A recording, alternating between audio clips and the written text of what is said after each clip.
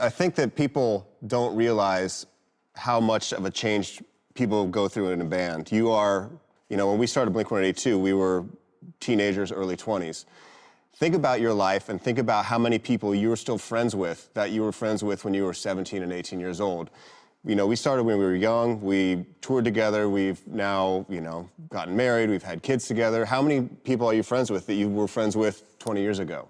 Okay, so how do you make it work? Do you kind of have enforced periods when you just don't talk to each other, or do you are you such good friends that you're texting, you're talking to each other all the time? It's a combination of that. We are very fortunate that our band has gotten to the point where we can travel comfortably so that we have time alone to ourselves when we're on tour and we're not stuffed into a van like we were for a number of years. Because that must be the point when you want to kill each other, when you're in a band together, you're eating terrible food, up really late at night, but partying. See, it's that point where you're like, I love what I do so much that I love touring so much that back then it was a dream come true. We literally had 5 people in a van, we packed all our own equipment, we sold all our own merch, we loaded all our own gear. We drove ourselves overnight and slept on people's floors and slept on the side of the road, and we would get paid $50 a night, and we would divide it up, and we'd say, okay, if we all go to Taco Bell and we each get 1 burrito, then we can use the rest of the money for gas to get to the next city.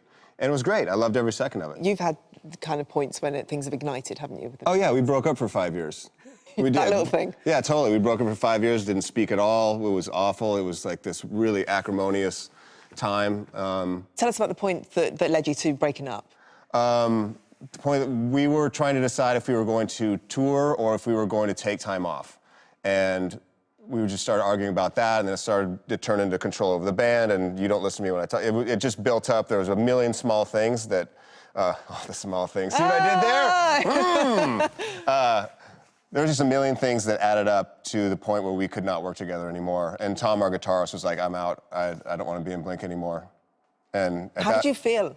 Oh, it was awful. It was terrible. It was a gigantic loss of identity. It was a gigantic loss of purpose. It was like this thing that we'd worked so hard on for so long, all of a sudden wasn't there.